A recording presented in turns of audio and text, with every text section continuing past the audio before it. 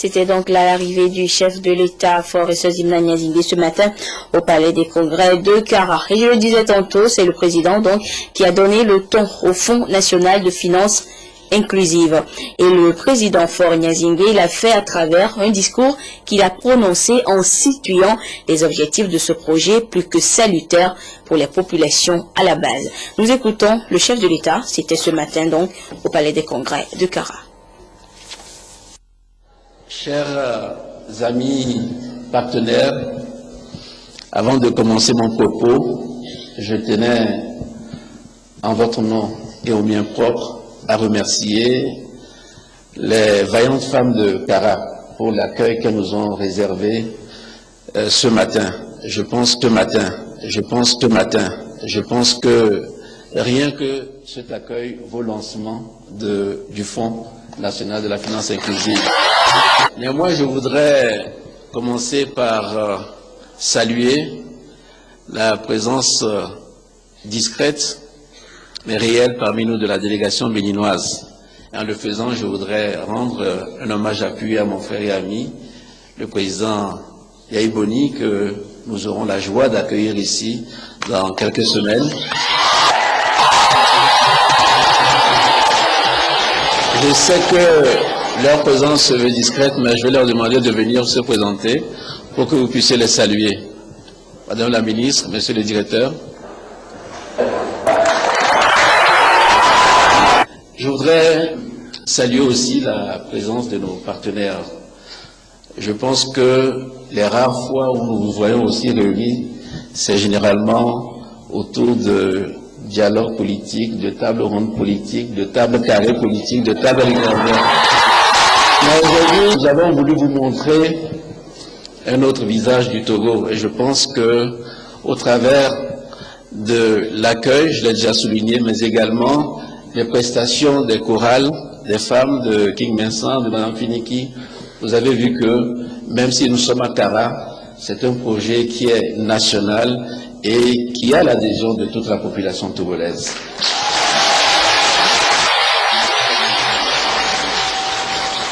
Et il me semble que dans cette logique, puisque nos amis du secteur privé n'ont pas voulu être en reste, je vois le président de la Chambre de commerce, le président de la JET, les banquiers sont aussi dans la salle, ils ne sont pas toujours bien placés, mais je les ai quand même repérés, parce que c'est eux qui ont l'argent. Donc c'est une véritable coalition contre la pauvreté que nous sommes en train de mettre en place avec ce Fonds national de la finance inclusive. Nous nous sentons honorés, nous nous sentons soutenus par cette énergie qui se dégage de la population, par ces apports, ce soutien qui nous viennent du Bénin, mais également des partenaires traditionnels. Le fonds a été expliqué dans toutes les régions. Ici aussi, les différents représentants ont apporté leur soutien à cette initiative du gouvernement. Et moi, ce que je peux dire en tant que premier responsable de ce pays, c'est de vous dire mon total engagement. Tout ce que le gouvernement pourra faire, il le fera pour que ce fonds soit une réussite.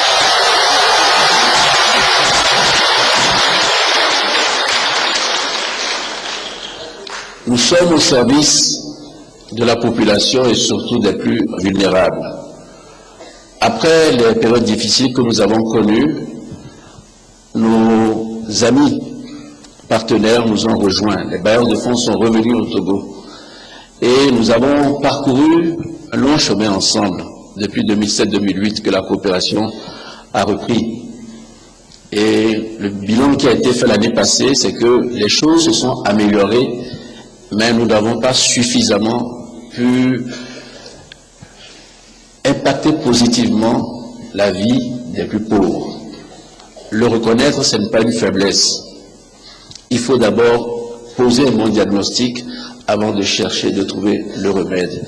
Et votre présence ici est la preuve que vous avez, avec nous, le sentiment que nous sommes sur le bon chemin, que nous ne pouvons pas laisser dans notre pays les pauvres s'appauvrir davantage.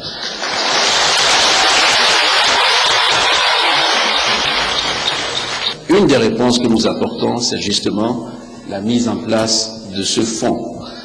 J'ai été réconforté, mais également conforté dans ma conviction que la lutte contre la pauvreté est d'abord de la responsabilité des Togolaises et des Togolais. Et quand le directeur du Fonds national de la microfinance a dit que 88% des financements mobilisés viennent du budget national, ça m'a conforté. Je pense que vous avez raison. Nous aussi au Togo, nous essaierons de faire aussi bien que nos devanciers.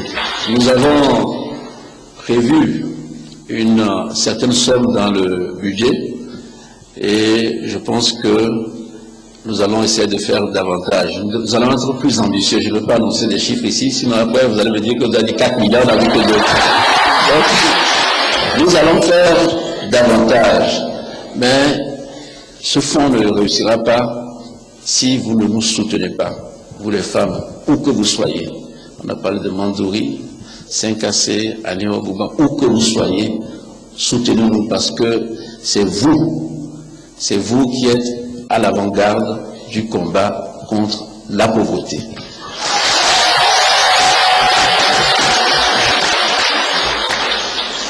Je suis rassuré aussi parce que quand l'équipe dirigée par le directeur général du fonds a sillonné le pays, je crois que cette équipe, pour expliquer ce qu'est le Fonds national de la finance inclusive, le directeur a dit à la ministre du Développement à la base qui nous l'a rapporté qu'il avait été impressionné par ce qu'il avait vu à Accra. Et l'union de ces femmes se souvient bien qu'un jour de janvier, il y a quelques années, elles étaient venues me voir pour me dire qu'elles sont une fédération, qu'elles voulaient avoir plus de financement pour pouvoir subvenir aux besoins des autres femmes de la COSA. Bon, j'ai dit, est-ce que vous êtes sûr? J'ai fait comme ce que vous avez vu dans le film, là. Au début, on est un peu sceptique. Ah bon, vous voulez subvenir aux besoins? On dit, oui, on dit, oui, nous voulons. Combien êtes-vous? Nous sommes 20 000. Ah bon, vous êtes 20 000? Elles disent oui. J'ai dit, ça m'étonnerait. J'étais avec la ministre, je prends la base, et nous avons dit, bon, commençons une petite expérience. Ce que nous avons fait, au bout de quelques mois, il s'est avéré qu'elles étaient sérieuses, elles étaient déterminées, et qu'elles remboursaient.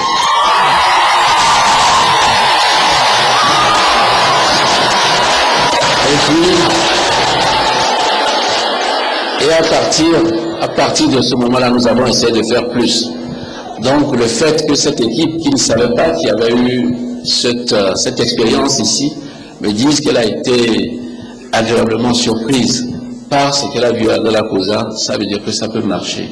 Donc ce qui s'est fait à Pagouda et à Sotobois, j'espère que nous le verrons de façon plus éclatante sur toute l'étendue du territoire. Quelles que soient les explications techniques qu'on pourra donner, nous savons très bien que le plus important, quand vous prenez l'argent, c'est pour les activités génératrices de revenus. L'exemple qui a été donné dans le film, c'était une femme qui vendait du tchouk. Le tchouk, c'est une boisson de bière très bonne, mais alcoolisée. Donc, j'encourage les femmes, au bout de la première, deuxième calebasse, à ne plus vendre à la même personne. Donc, le plus important, quand on prend l'argent, c'est de respecter les règles et de rembourser. Les premières qui prennent doivent penser aux suivantes qui viennent et qui auront à prendre.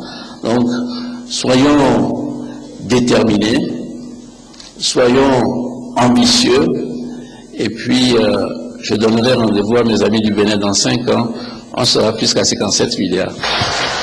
Vous aurez compris que le fonds est donc lancé ce samedi 25 janvier à Accra. C'était là les propos du chef de l'État. Et plusieurs autres allocutions et interventions ont marqué ce lancement officiel du Fonds national de la finance inclusive au Palais des Congrès de Accra. Nous y reviendrons plus en détail dans le courant de cette édition. Et toujours dans la COSA, comme un peu partout sur l'ensemble du territoire national, On a commémoré hier le 40e anniversaire de l'attentat de Sarakawa. Le chef de l'État était sur les lieux de l'accident pour respecter une 40e fois la tradition d'hommage aux victimes du crash de l'avion présidentiel le 24 janvier 1974. Le récit avec Nestor Mozo. 24 janvier 1974, 24 janvier 2014, 40e anniversaire d'un accident atypique d'avion, celui de Sarakawa. Année après année, le peuple togolais commémore ce haut fait historique. Un événement dans lequel le père de la nation, feu président Gnassingbé Yadema, a failli perdre la vie. Le président de la République, Faure Gnassingbé, a assisté à ce 40e anniversaire.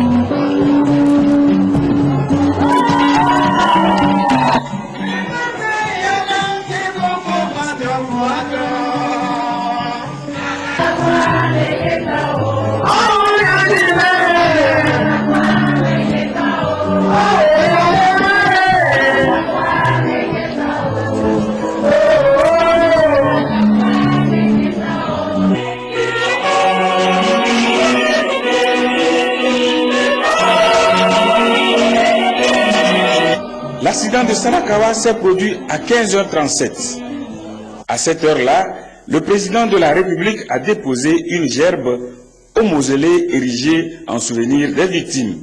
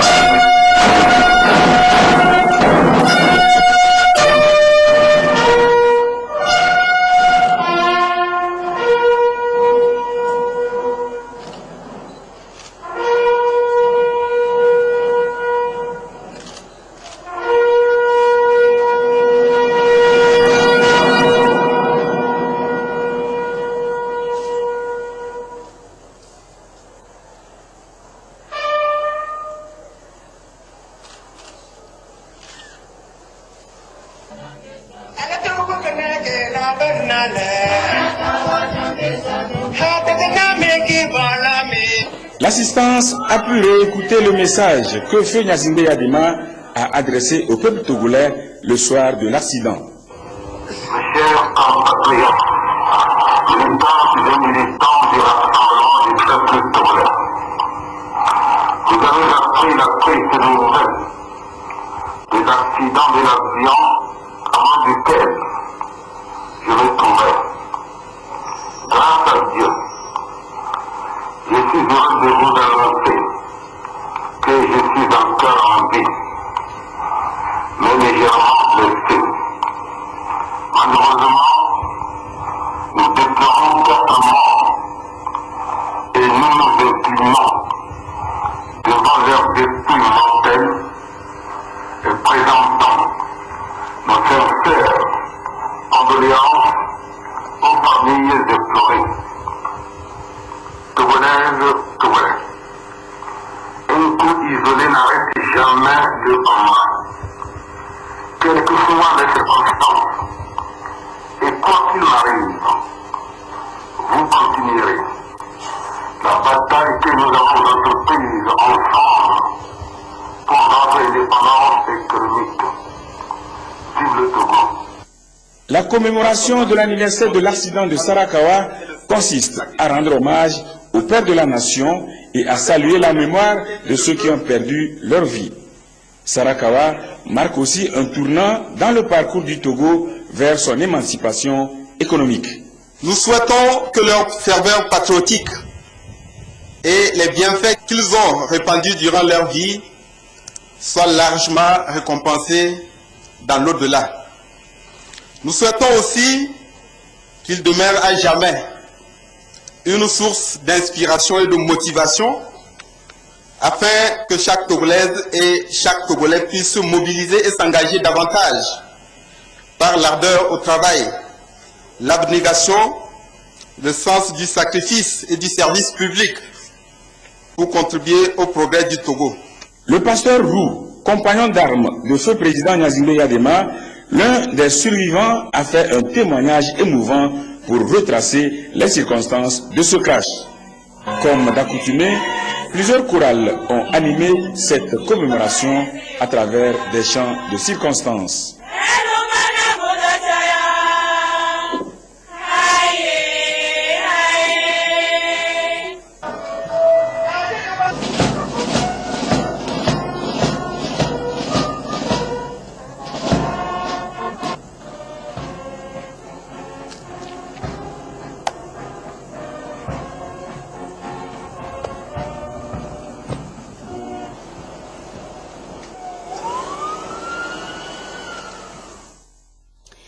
Écoutons maintenant le récit fort émouvant de ce qui s'est réellement passé dans la journée du 24 janvier 1974. Le narrateur, Nestor Monzou l'a dit, c'est le pasteur Roux, l'un des passagers de l'avion présidentiel qui s'est écrasé ce jour-là à Sarakawa, un attentat dont il est sorti indemne. Excellence, Monsieur le Président de la République, Excellence, Monsieur le Premier ministre, Excellence, Monsieur le Président de l'Assemblée nationale, Mesdames et Messieurs les ministres, honorables députés, vénérables chefs traditionnels, gardiens des us et coutumes, autorités civiles, militaires et religieuses, sympathiques visiteurs, Mesdames et Messieurs, Sarakawa. Dans un fracas épouvantable, le DC-3 termine sa course en pleine brousse, un bon kilomètre avant la piste de fortune où il était attendu. Il est 15h37. Nous sommes le 24 janvier 1974. L'avion est réputé increvable. La veille, invité au palais du gouvernement, le président Yadema, mon compagnon d'armes, m'avait averti de ce vol devant nous amener au nord du pays. Il redescendrait par avion et avec mon épouse, je devais revenir en voiture par étapes pour rencontrer des responsables de jeunesse dans les différentes circonscriptions administratives d'alors. L'attaché militaire français auprès de la présidence togolaise nous invitait à déjeuner chez lui pour nous accompagner à l'aérodrome et nous y présenter en vue d'un vol prévu à 14 heures précises. Une visite inattendue nous mise en retard et lorsque nous arrivons au pied du DC-3 de l'armée de l'air togolaise, celui-ci est fermé et le pilote ouvre sa vitre latérale pour échanger quelques mots avec le commandant de l'air. Je ne connais pas encore le Togo, mais je sens que nous approchons lorsque nous survolons à faible altitude la ville de Kara, au-dessus de laquelle le pilote effectue un virage à gauche pour se diriger vers le lieu-dit Sarakawa où nous devons atterrir. L'avion fait 2 ou 3 battements d'ailes en signe d'accueil au moment où il survole la piste, au bout de laquelle sont groupés quelques officiels venus accueillir le chef de l'État et sa suite. Puis il amorce aussitôt un virage sur l'aile vers sa gauche pour remonter la piste avant d'effectuer le dernier demi-tour le mettant dans l'axe de la descente. Ce premier virage est fait de manière si brusque que je renonce à filmer l'arrivée. Dans la remontée de la piste, l'avion s'étant remis à plat, je sens la remise des gaz. Nous dépassons la fin de la piste que j'ai maintenant sur ma droite, et aussi brusquement que la première fois, le pilote opère un nouveau virage sur sa gauche pour prendre l'axe et entamer la dernière descente.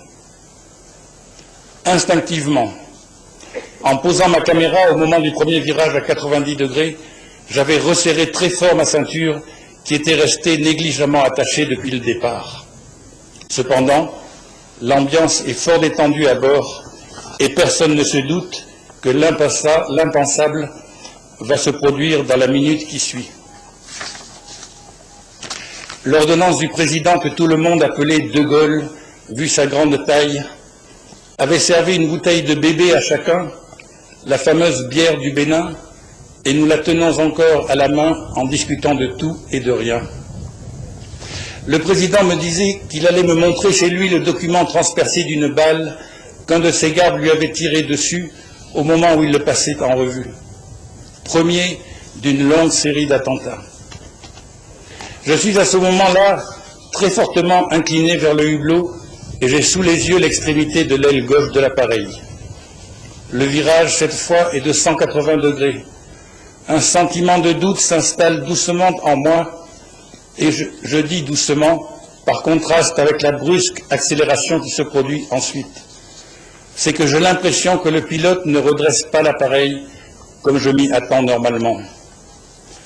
Ce sentiment se trouve brutalement confirmé par notre approche soudaine du sol, puisque nous avons amorcé la descente dans une courbe qui n'en finit plus. Je tourne la tête au maximum sur ma droite, vers l'avant, pour voir où le pilote nous emmène. Au dernier moment, dans une même vision, ce n'est plus nous qui allons vers le sol, mais le sol qui arrive sur nous. Je veux prévenir les autres, si proche de moi dans l'espace clos de la carlingue, mais si loin de mon effroi, tout à leur conversation et à leur sentiment de sécurité qu'ils auront gardé jusqu'au bout. Ma tête, que je tourne aussi vite qu'on tourne une tête, interrompt sa rotation à mi-course.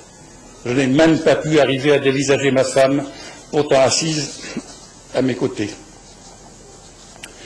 Inexorablement, le temps n'ayant pas suspendu son vol, ni l'appareil sa progression, la roue gauche heurte le sol à son tour. Mon bras droit est violemment projeté en avant, propulsant mon avant-bras par un effet de levier, le poignet s'écrasant sur mon arcade sourcilière gauche. La lourde masse de l'appareil a perdu tout effet d'apesanteur. Un vacarme indescriptible, mêlé d'une poussière rouge et accompagné d'un tohu-bohu d'apocalypse, occupe tous mes sens.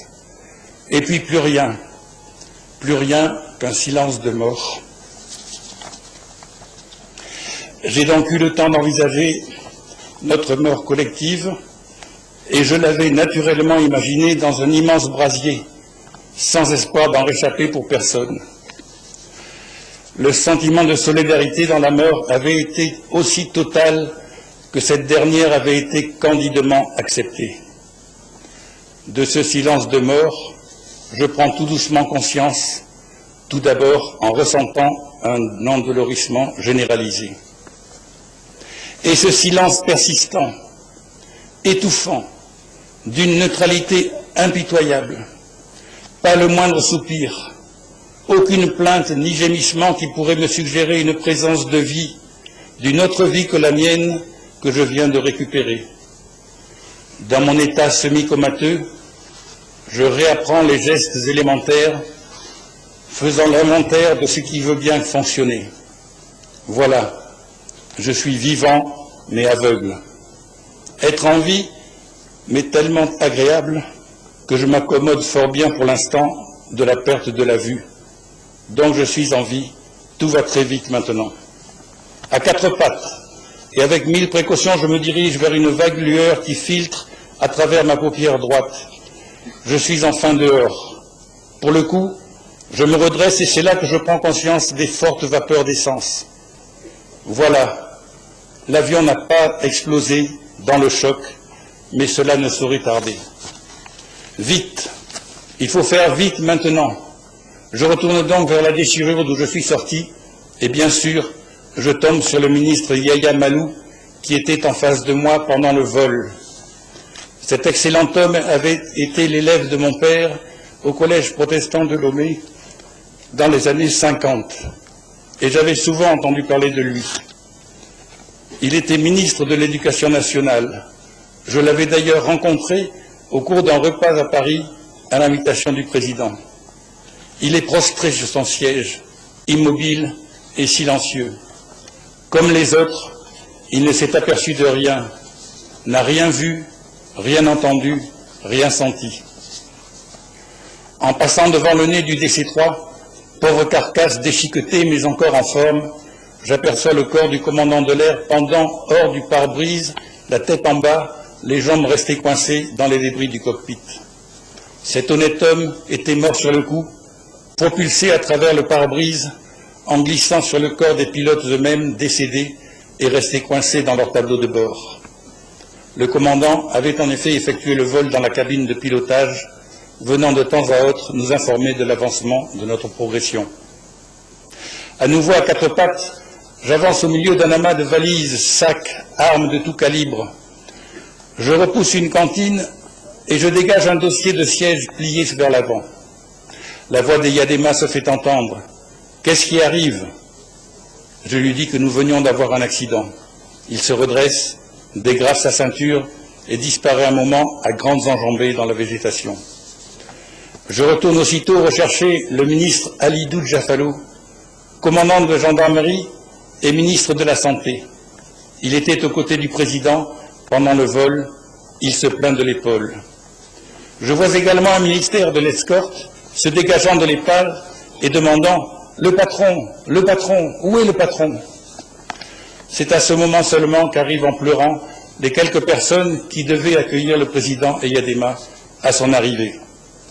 Ils avaient vu l'avion les survoler, remonter la piste, faire son demi-tour et soudain, un grand bruit de ferraille fracassant les arbres et arbustes, raclant le sol caillouteux dans un formidable nuage de poussière, 1 kilomètre en contrebas.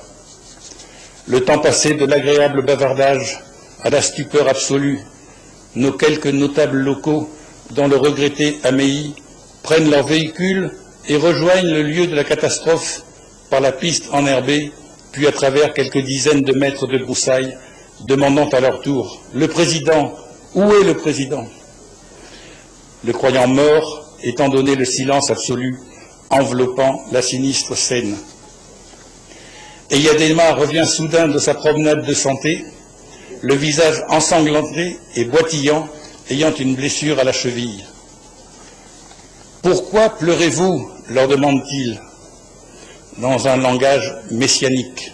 « Je suis là, puis après avoir pris des nouvelles et donné ses ordres pour la recherche d'éventuels survivants, il demande qu'on le conduise à Pia, son village natal, distant de quelques kilomètres, refusant d'aller à l'hôpital de Kara.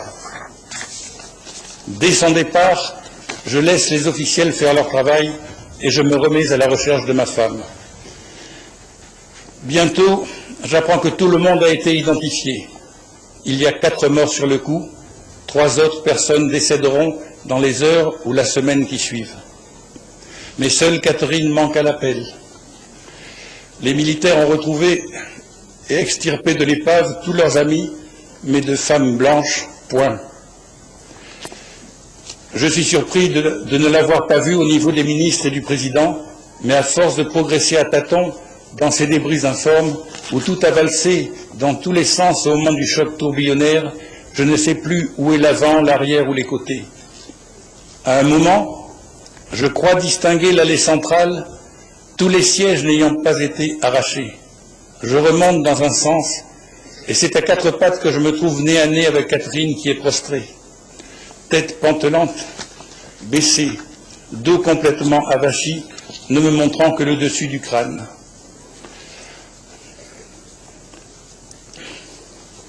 Avec 1000 précautions et plein d'appréhension quant au résultat de mon geste, je lui repousse très légèrement l'épaule gauche en arrière. Cela lui arrache un soupir, puis la lancinante question « Qu'est-ce qui arrive ?» je lui donne la même évidente réponse qu'aux autres. Comme eux, elle ne s'est aperçue de rien et attendait dans un état de choc, inanimée, sans réaction. Aussitôt, elle a une pensée pour Delair, la seule personne qu'elle connaissait un peu à bord. Petit à petit, par un miracle, comme seule la brousse africaine peut en produire, tout le monde est évacué vers l'hôpital de Kara. Triste spectacle. Dans la nuit, des délégations se succèdent. Venues par la route de Lomé, la nouvelle de l'accident s'étant répandue comme une traînée de poudre. D'abord, messieurs Laclé et Mivédor, 2 barons du régime, puis quelques fortes nanabens, ces riches négociants en tissus, régnant en maîtres sur le grand marché de Lomé et le commerce en général. Les uns et les autres ne font que passer, leur intérêt principal se portant sur le président Eyadema, nous les dirigeons vers Pia. Voilà l'histoire de Sarakawa, telle qu'elle s'est passée en cette journée du 24 janvier 1974.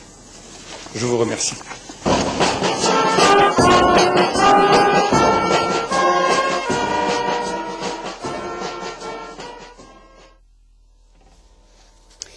C'était là le témoignage du pasteur Roux, l'un des rescapés de l'accident, de l'attentat de Sarakawa le 24 janvier 1974.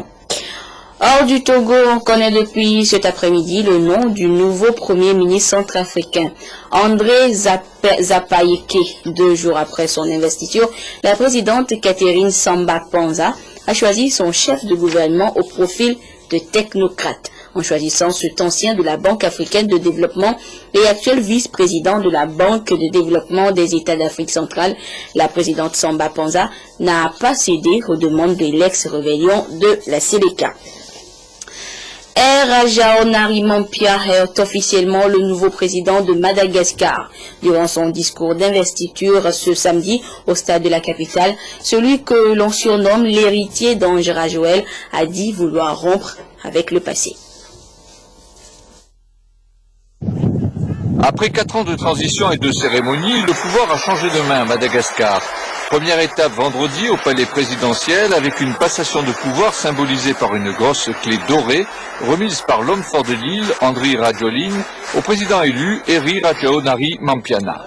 Seconde étape samedi matin avec l'investiture officielle du nouvel élu dans la fournaise d'un stade municipal qui n'a pas été rempli. La cérémonie s'est déroulée sans incident et en présence de Jean-Louis Robinson, le candidat malheureux du second tour, qui a encore du mal à reconnaître sa défaite. Je ne reconnais pas ma défaite, mais par contre, j'accepte la victoire de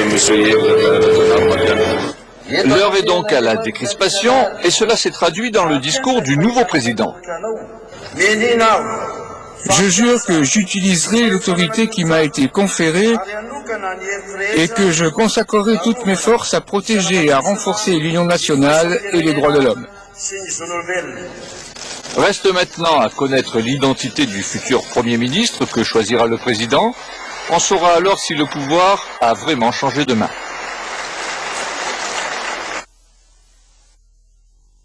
Les militaires ivoiriens pro-Gbagbo rentrés d'exil ces dernières semaines ont été officiellement accueillis hier vendredi lors d'une cérémonie sur la place d'armes du ministère de la Défense.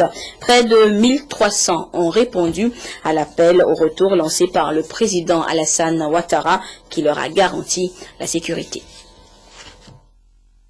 Les militaires pro-Gbagbo revenus d'exil avaient rendez-vous vendredi au ministère de la Défense pour une cérémonie d'accueil. Ils sont 1280 au total à avoir regagné la Côte d'Ivoire après 3 ans à l'étranger. Certains attendaient de voir le sort qui leur serait réservé avant d'apparaître au grand jour. Le ministre de la Défense est venu en personne pour les rassurer, quels que soient les actes qu'ils aient commis pendant la crise post-électorale de 2011. Ils ne seront pas inquiétés, ce sont les instructions données par le président de la République. Je crois que le premier acte qu'on doit poser, c'est d'éviter de les effrayer et de les menacer. Ce n'est pas l'objectif, c'est l'essentiel, c'est que tout le monde rentre, puisqu'il pourrait constituer une menace. La sécurité. Un signe clair de réconciliation. Ces hommes avaient au départ jusqu'au 30 novembre pour se manifester, mais les autorités ivoiriennes ont renoncé à l'ultimatum, promettant aux militaires de retour une réintégration dans les rangs de l'armée. Nous souhaiterons que toutes les promesses qui ont été faites au cours des différentes discussions au Ghana et au Togo, avec toutes les différentes personnalités qui ont été citées plus haut, soient prises en compte. Parmi les anciens soldats perdus de l'ère Gbagbo, il y a les heureux, mais tous n'auront pas la chance de revêtir l'uniforme. Ceux qui avaient reçu une formation dans les différentes écoles militaires et n'avaient jamais eu de numéro de matricule restent dans l'incertitude. Ils sont là, ils sont présents. On n'a pas été formés par n'importe qui, c'est des militaires, c'est des officiers, ils ont formé militairement. Alors, après la crise, maintenant, ils sont tous dispersés. On a perdu, on n'a plus de repères. On revient en Côte d'Ivoire, on rentre là, et je ne comprends rien. Le ministère étudiera chaque cas à partir de la semaine prochaine. Ceux qui n'auront pas été retenus dans l'armée devraient être orientés vers l'ADDR, organisme chargé de réinsérer les anciens combattants dans la vie civile. Et puis la nouvelle est tombée ce samedi en fin d'après-midi. Le chef de l'État français et la première dame sont officiellement séparés. Le président François Hollande a confirmé la fin de sa vie commune avec Madame Valérie Trierweiler. Au Togo, précisément à la caserne des sapeurs-pompiers de Kara, c'est la joie qui règne. Et pour cause, les membres de ce camp viennent de bénéficier d'un don de matériel d'intervention en cas de sinistre. C'est le ministre de la Sécurité et de la Protection civile qui a remis ce lot d'équipements. Le compte rendu avec Nestor Mozo.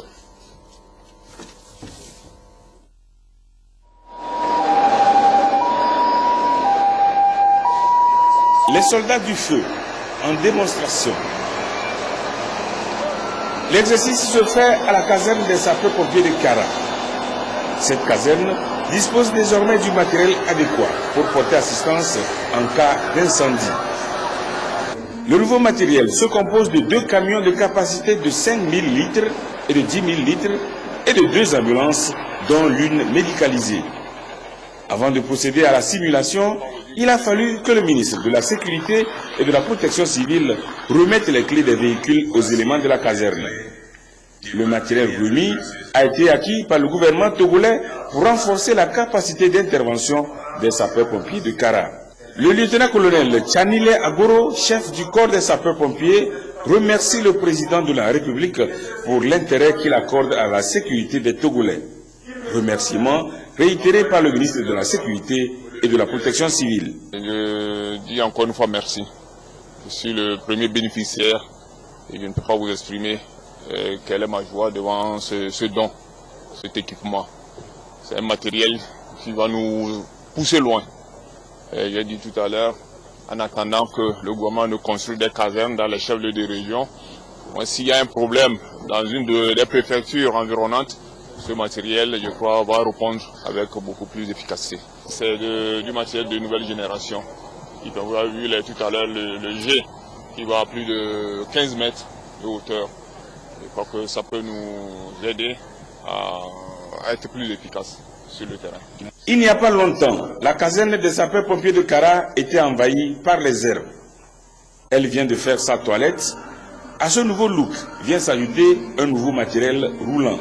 D'une poignée d'éléments au départ, ce qu'en compte aujourd'hui plus d'une centaine de soldats du feu.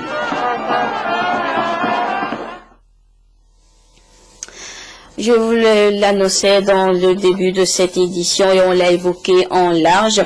Le Fonds national de la finance inclusive a été porté sur les fonds baptismaux ce samedi au Palais des Congrès de Kara. Et la cérémonie de lancement a été présidée par le chef de l'État, Faure Sozimna Nyazingbe, et qui est arrivé peu après 10 heures au Palais des Congrès de Kara. Et après les honneurs militaires, le chef de l'État a regagné l'Assemblée au sein du Palais des Congrès pour la cérémonie officielle proprement dite.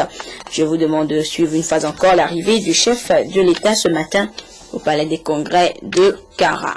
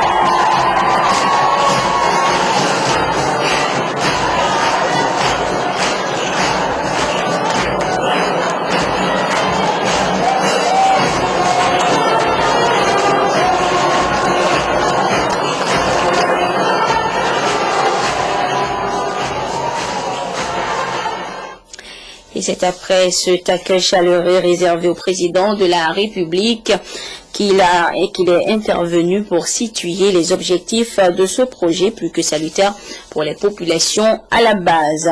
Le Fonds national de la finance inclusive est créé en faveur des couches sociales démunies qui n'ont pas très facilement accès aux structures classiques d'octroi de crédit. Avec cette innovation, le gouvernement togolais entend ainsi drainer les institutions de microfinance vers les populations à la base. Le compte rendu des travaux avec Nestor Mozo. Le Fonds national de la finance inclusive, FNFI, une des solutions du gouvernement togolais à la lutte contre la pauvreté. Le lancement de ce fonds par le président de la République, Faure Sozema-Niazingbe, est une preuve de l'intérêt qui lui est accordé. Il vise à satisfaire de façon permanente les besoins en produits financiers de proximité exprimés par les individus et les communautés n'ayant pas accès à des services financiers classiques. Le fonds peut faire 4 choses au profit des populations. Premièrement, le fonds aide les institutions financières partenaires à être capables de mieux comprendre comment on organise les services d'épargne, de crédit, de transfert, d'assurance, bientôt de banque par téléphone